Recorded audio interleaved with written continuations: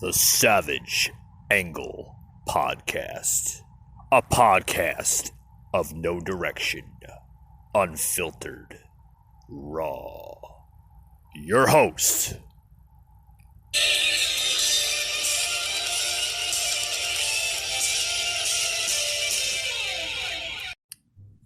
Hey guys, happy Tuesday and welcome back. It's been a great little vacation. I had to take some time off, clear my thoughts on what I want to bring back to the show, so to speak. But it's great to be back to the show. Welcome to the Savage Angle Show. My name is Mike. I'm the host of the show, and we got a lot to talk about on today's show. A lot to talk about. I want to get into a lot of things on today's show. I want to get into some stories that are basically buzzing the headlines. Want to talk about just about a lot of different things. We'll talk about the coronavirus. We'll talk about some Trump news and the crazy far left. But other than that, welcome to today's show. Today I'm doing my show from Florida. I'm actually on another kind of vacation again, but it's for some job training and staying in Florida. I tell you what, man, it's a hell of a lot warmer here in Florida than it is in Georgia. Oh man, what a treat! What a treat! I came here earlier this morning and the weather, what a difference. 80-something degrees versus, 20, 30 degrees in Georgia, freezing and just miserable. I mean, it was what a blessing. What a blessing to live here, such a beautiful state. But yes, the Savage Angles basically broadcasting from Florida today. In sunny Orlando, Florida, to be honest with you. But want to talk about some things. I heard from the grapevine that the government's saying that they may have a lead to a cure or some type of vaccine to the coronavirus. A lab being done here in Massachusetts. I mean, that's great news. It's great stuff. It's great to hear stuff like that, when, such a terrible disease. I mean, now we have four reported deaths so far in the states. One from Washington State and a few from over in the East Coast. So, this stuff, guys, you gotta, you can't take it lightly. You can't listen to these Democrats saying, don't worry, it's like the flu, everything is fine. Just stay away from, people that are sick and this and that. Yes. Thank you, Mr. Pingman. Ping on that. But, it's definitely, it's definitely a disease to be taken serious. I mean, this is, it's affected a lot of people already. It really has. And, We'll be getting into the coronavirus, but with that being said, folks, like I said, got a lot to talk about. We're going to talk about a lot of stuff today on the show, a lot of stuff. But I'm going to take a quick break, and I'll be right back after this quick commercial break, guys. Don't go anywhere. And if you do decide to go anywhere, I don't know what else to tell you, but we'll be right back, guys. Hey guys, if you're out there trying to find something natural for your body, you're getting tired of taking medicine, or you're just not one of those, pill popping type of people, try hemp. What is hemp? Hemp is very natural and it's great for your body. It's known to help people with Alzheimer's, epilepsy, seizures, just about everything. Headaches. I mean, it's very natural, folks. And it's becoming very popular as well, too. The hemp industry is suspected to grow in the next 10 to 20 years and it's growing right now at a tremendous rate. What I would recommend is try HempWorks. HempWorks, you could find it on just about everywhere on the internet. If you just Google HempWorks, that's HempWorx, and mention that you heard this from the Savage Angle podcast. Don't forget to tell them that the Savage Angle sent you. And you're going to find some great products, folks, with HempWorks. I have HempWorks products at my house that I use, and I'm telling you what, folks, it's a great company, and they supply great natural products. And they stand by their guarantee as well. So if you're out there and you want to find something new, something natural for your body, log on to HempWorks. You're going to love their products, folks. All right, folks, back to the show. Guys, we're talking today about the coronavirus and how deadly it's become. I mean, we in a little bit here, I'm going to play a clip here on the president here. Trump's going to talk about just basically, I guess, how to avoid or try to avoid any type of scenarios you might come across, and just how serious this disease is, folks. We got a sound bite here. We're going to play clip number 3.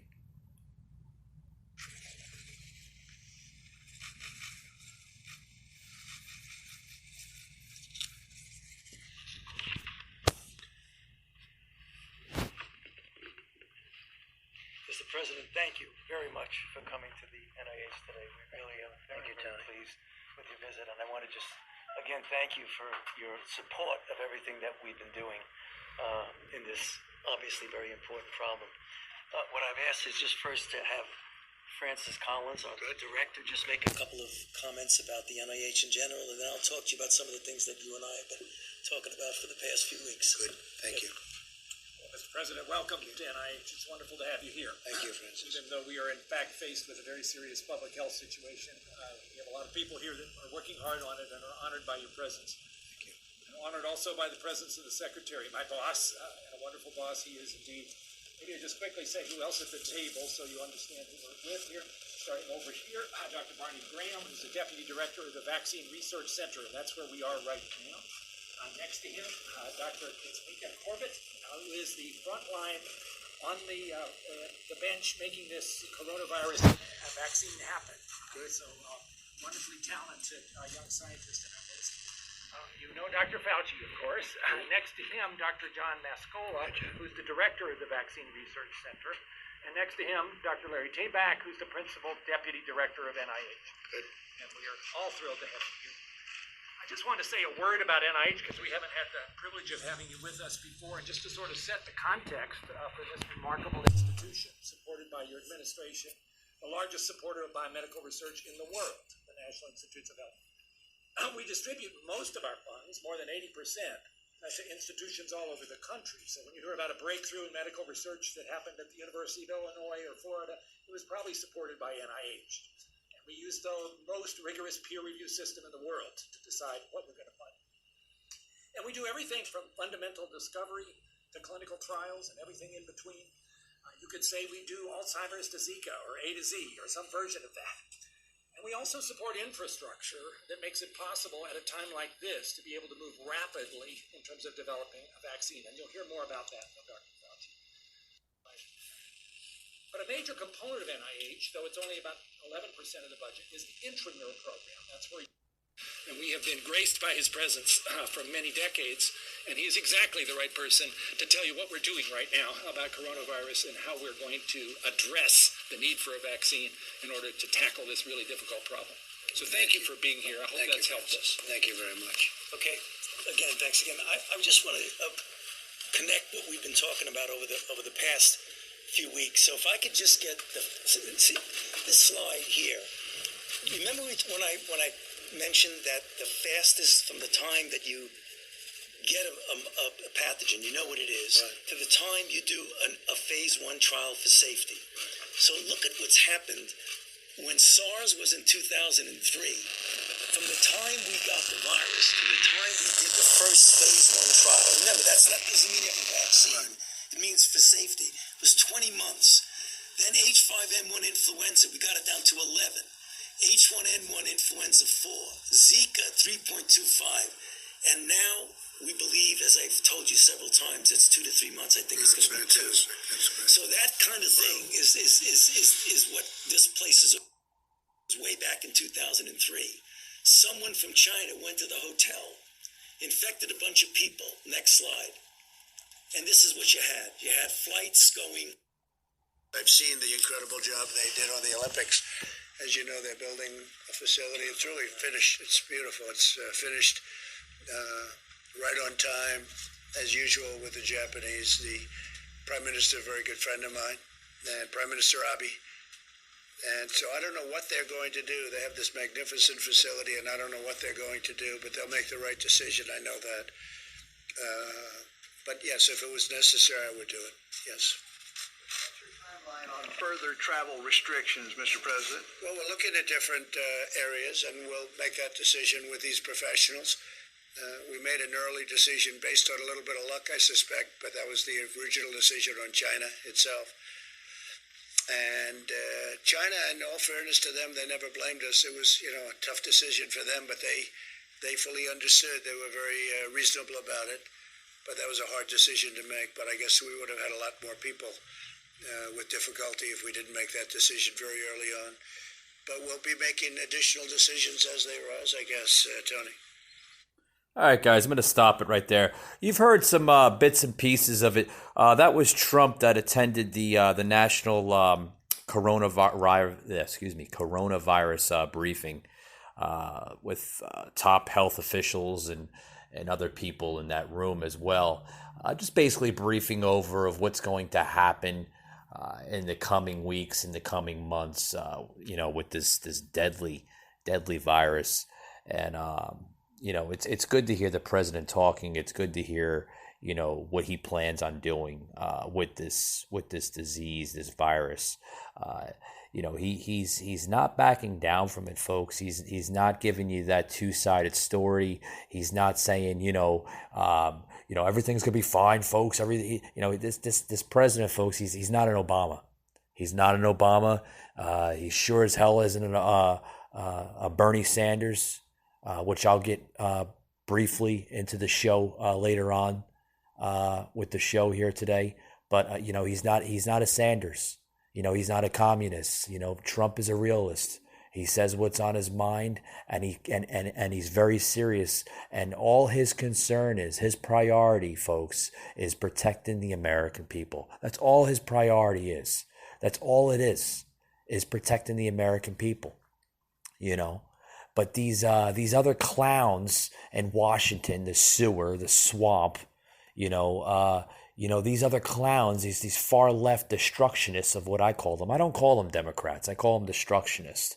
These destructionists, they're not talking about the coronavirus. They might say something like, yeah. Everything's fine, folks. Don't worry about it. We'll be all right. We're going to take the correct precautions.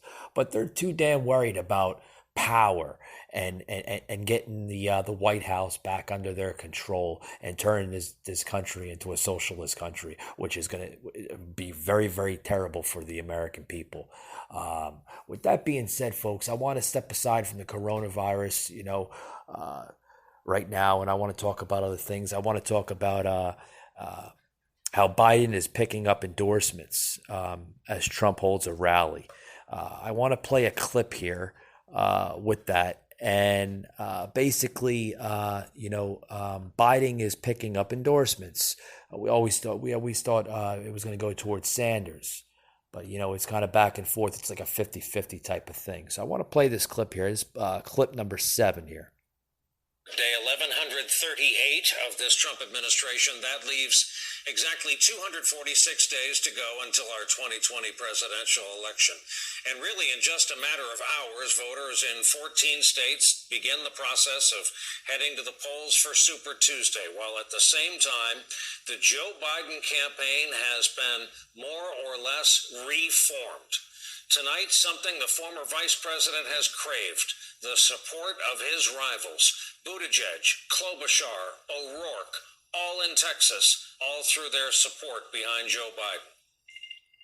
He is somebody of such extraordinary grace and kindness. And empathy. He will bring the exact kind of empathy that is so badly lacking in this White House. Joe Biden has dedicated his life to fighting for people and build that coalition of our fired up Democratic base. And it is fired up as well as independents and moderate Republicans.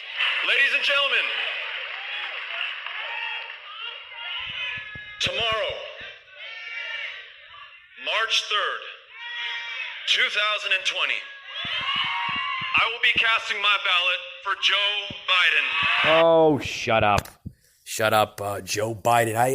Another guy I can't take serious, Joe Biden. Why doesn't anybody just get their acts together and take Grandpa and bring him back to the senior center? Alzheimer's, Joe Biden. Sleepy Joe. Everybody come to call him. Take him back to the senior center. He's not making sense. When he talks sometimes. It just doesn't make sense. Doesn't make sense at all. And what doesn't make sense is the Democrats accusing and they're politicizing this coronavirus and they're calling it the Trump virus. Oh boy, you got to listen to this. You got to listen to this. This is clip number 9, folks. Now the Democrats are politicizing the coronavirus. You know that, right? Coronavirus. They are politicizing it. We did one of the great jobs. You say, how's President Trump doing? They go, oh, not good, not good. They have no clue. They don't have any clue. They can't even count their votes in Iowa. They can't even count. No, they can't. This is their new hoax. But, we did something that's been pretty amazing. We're 15 people in this massive country. And because of the fact that we went early, we could have had a lot more than that. We're doing great. Our country is doing so great. We are so unified. Yeah, the country is doing good, folks. It's doing remarkable. Like I said in earlier shows and podcasts on my platform here. This country's on steroids. The growth in this country, I've never seen it in my lifetime. I think we have the strongest yet powerful U.S. economy in its history. We're back on the map, folks. We really are. We are. The numbers are there. They're accurate. They're up there. All these crazy people today. The economy was good under Obama, and he brought jobs back. And this. Oh yeah, he brought back jobs. When did that man ever bring back a job? He was sending jobs overseas more than bringing back jobs.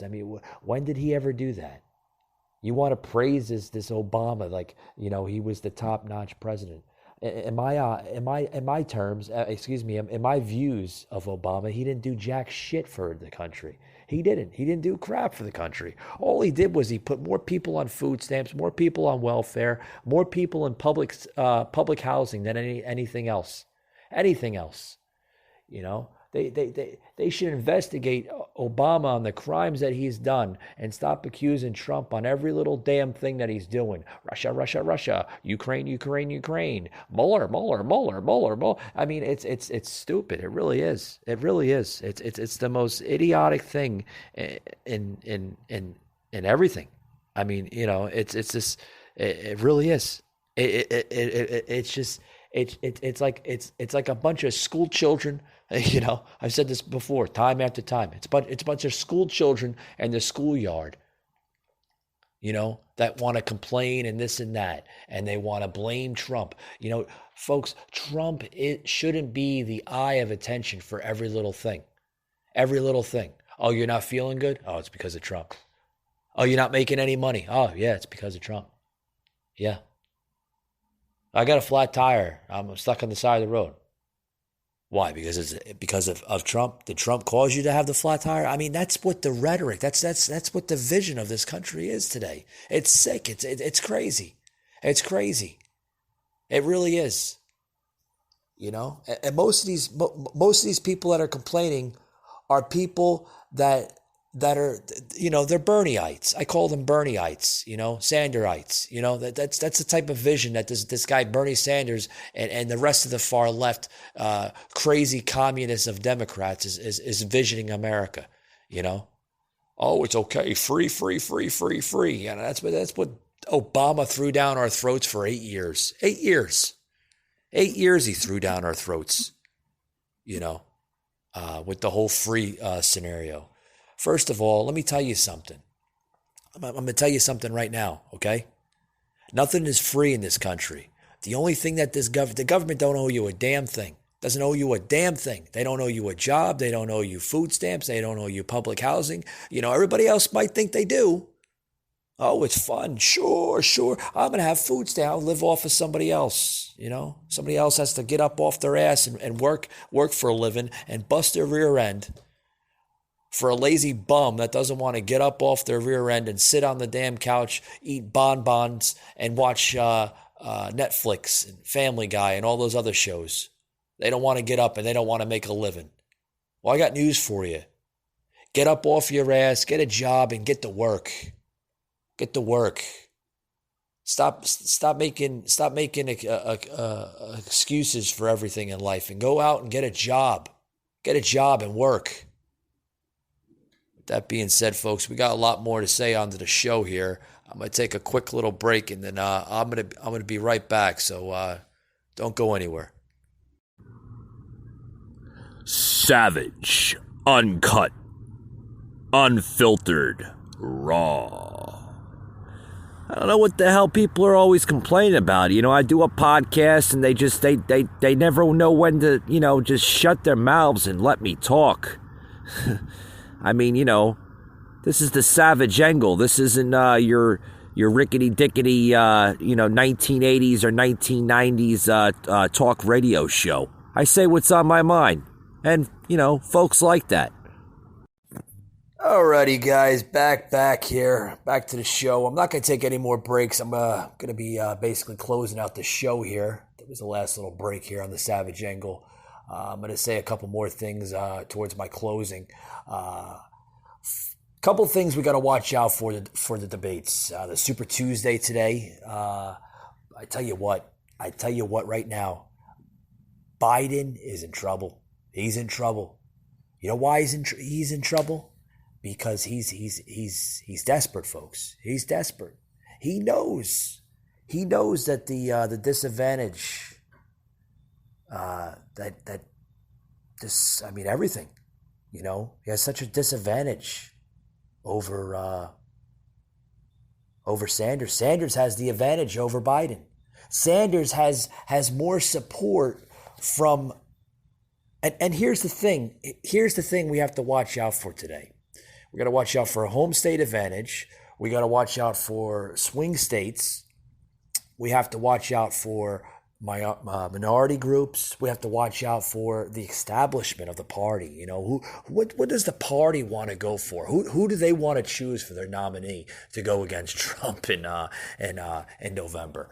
You know what I mean? I mean, do we want this communist, socialist agenda through Bernie? I mean, they're all socialists. They're all communists. They're leading that way, folks. They're leading that way because, you know, they want to see America back to the whole, you know, free. We're going to give you this. We're going to give you that. Oh, yeah. Then you got Bernie Sanders saying, we're gonna raise the minimum wage to $15 an hour for all Americans, all able-bodied Americans that can work for a living. We're gonna give you free health care, and we're gonna give you this, we're gonna give you that. It sounds great on paper, folks. It does. But when you look at it, you know, $15 an hour minimum wage, right? The national minimum wage, they want to raise it to $15 an hour. Okay, yeah, that's $31,000 a year, $600 a week. Sounds great, folks. It really does. But when you start raising minimum wages in states like that, you know, that's when everything goes up. You know, then you know, everything goes up. Your taxes, everything gets, you know, it doesn't.